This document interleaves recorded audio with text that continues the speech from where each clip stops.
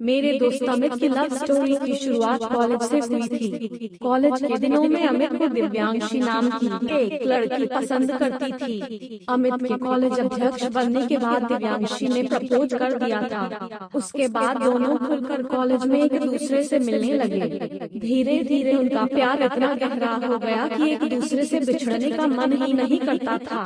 प्यार के साथ साथ दोनों पढ़ाई में भी बहुत अच्छे और काफी तेज थे। जब तक कॉलेज की पढ़ाई चली तब तक दोनों ने खूब रोमांस किया था। कॉलेज की पढ़ाई खत्म होने के बाद अमित को एक बैंक में जॉब मिल गई थी, जबकि दिव्यांशी आगे की पढ़ाई जारी रखती है। दोनों एक ही शहर के होने की वजह से शाम के समय एक दूसरे से मिलना बिल्कुल भी नहीं भूलते थे। दोनों एक दूसरे शादी करना चाहते थे, इसलिए एक दूसरे के बारे में परिवार वालों को बताना जरूरी समझा। कॉलेज के दिनों में दोनों ने एक दूसरे के साथ रहने की कस्में भी खाई और वादे भी किए थे। अमित और दिव्यांशी उम्र भर एक दूसरे के साथ रहना चाहते थे, लेकिन अपने परिवार वालों की सहमति के बाद ही शादी करना चाहते थे। दोनों अपने जीवन को खुलकर जीना चाहते थे। अमित और दिव्यांशी के जीवन में कुछ भी होता तो दोनों एक दूसरे को बताना जरूरी समझते थे। सब कुछ ठीक ठाक चल रहा था, लेकिन दोनों की किस्मत में कुछ और ही लिखा था। एक दिन अमित दिव्यांशी को अपने साथ घर ले गया और अपनी माँ से मिलवा दिया। उसके बाद दिव्यांशी ने अमित की माँ को एक दूसरे के प्यार के बारे में सब कुछ बता दिया।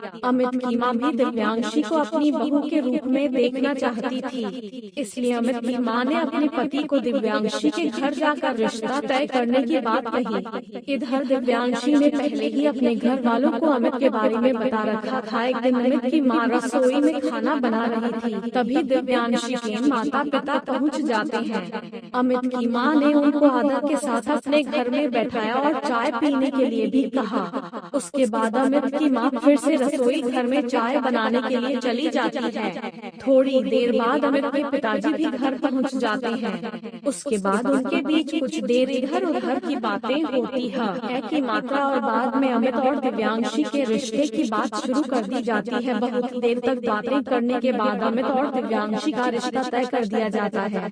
दिव्यांशी के पिताजी ने कहा कुछ ही दिनों में पंडित को घर बुलवाकर दोनों की शादी के लिए एक अच्छा सा मुहूर्त निकलवा लेंगे। इतनी बातचीत हो जाने के बाद दिव्यांशी के माता पिता अपने घर के लिए रवाना हो जाते हैं। एक माह बाद दोनों की शादी हो जाती है।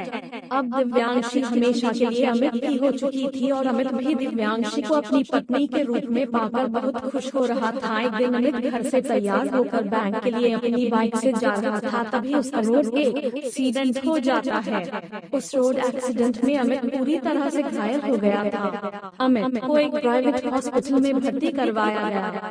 अमित के घर वालों को डॉक्टर ने बताया कि अमित की याददाश्त चली गई है, वह अब किसी को भी नहीं पहचानता है। जब दिव्यांशी को इस बारे में पता चला तो वह जोर जोर से रोने लगती है। जब दिव्यांशी अमित को जाकर देखा तो वह बेहोश होकर गिर जाती है। लगभग 2-3 महीने तक हॉस्पिटल में इलाज कराने के बाद अमित को घर भेज दिया जाता है, लेकिन सभी के लिए एक बच्चा बन गया था। वह अपने प्यार के साथ पुरानी बातों को भी भूल चुका था। दिव्यांशी किसी भी कीमत का अमित को खोना नहीं चाहती थी, इसलिए वह हमेशा अमित के साथ रहने लग गई। एक पल के लिए भी अमित को अकेला नहीं छोड़ती थी। दिव्यांशी को अपने प्यार के ऊपर पूरा विश्वास था, इसलिए वह हमेशा उसकी याददाश्त वापस आने का इंतजार करते रहती थी। समय गुजरने के साथ साथ अमित को 6 माह बीत गए थे, लेकिन किसी को भी नहीं पहचान पा रहा था। रोजाना दवाई लेने की वजह से अमित बहुत देर तक सोता रहता था। एक दिन अमित गहरी नींद में सो रहा था, तभी दिव्यांशी अमित के पास आकर रोने लगती है और अपने हाथ में अमित का हाथ लेकर बेड पर बैठ जाती है। तभी वह अमित को अपने प्यार की कहानी सुनाती है, लेकिन अमित कुछ भी याद नहीं कर पाता है।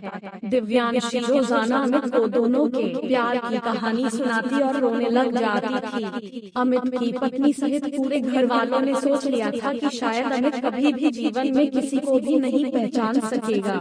सब लोगों ने उम्मीद छोड़ दी थी। एक दिन की बात है जब अमित के घर वाले किसी काम की वजह से बाहर गए हुए थे। उस समय घर में कोई भी नहीं था। अमित अपने बेड पर ले रहा था, तभी एक लड़का वहां पहुंच जाता है।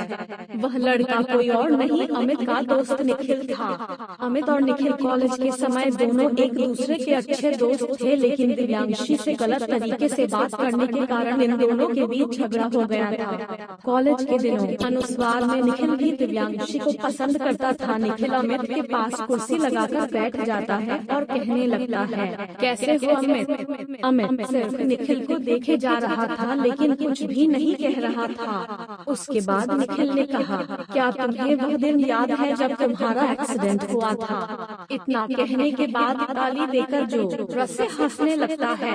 फिर निखिल कहता है, लेकिन तुम्हें याद कैसे रहेगा, तुम्हारे तो याददाश्त जा चुकी है। चलो मैं ही बता देता हूँ। कॉलेज के वो दिन याद है जब तुमने मुझे दिव्यांशी के लिए कॉलेज में सबके सामने चांटा मारा था। उस दिन में बहुत जलील हुआ था। मैं भी दिव्यांशी को पसंद करता था लेकिन वह भी तुमसे प्यार करती थी। मैं नहीं चाहता था कि तुम और दिव्यांशी एक दूसरे के साथ रहो। अमित के घर वाले भी आ चुके थे लेकिन इस बात की जानकारी निखिल को नहीं थी। दिव्यांशी खिड़की से निखिल का वीडियो बना रही थी। इतना सुनने के बाद अमित की आंखों से आंसू निकलने लगते हैं। इसके बाद निखिल कहता है, मैं तुम्हें अनुस्वार इस तरह बेड पर लेटे देखना चाहता था, इसलिए मैंने अपनी कार से तुम्हारी बाइक को पीछे से टक्कर मारी थी। तुम्हें इस तरह देखकर आज मैं बहुत खुश हूँ। उसके बाद निखिल अमित के गाल थपथपाने के लिए आगे बढ़ता है तो अमित निखिल का शर्ट पकड़ लेता है। शर्ट पकड़ने के बाद निखिल छुड़ाकर भागने लगता है लेकिन दिव्यांशी बाहर से दरवाजा बंद कर देती है। उसके बाद दिव्यांशु पुलिस स्टेशन में कॉल करके पुलिस बुला लेती है और पुलिस अधिकारी को शूट किया गया वीडियो दिखा देती है।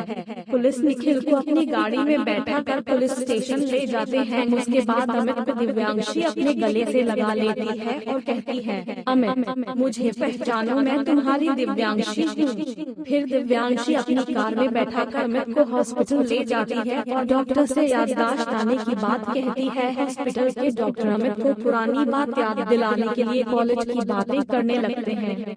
धीरे धीरे अमित दिव्यांशी को पहचानने लगता है। 2-3 दिन तक अस्पताल में भर्ती रहने के बाद अमित पूरी तरह से पहले जैसा हो चुका था लेकिन डॉक्टरों ने दिव्यांशी को बताया था कि कुछ दिनों तक अमित के दिमाग के ऊपर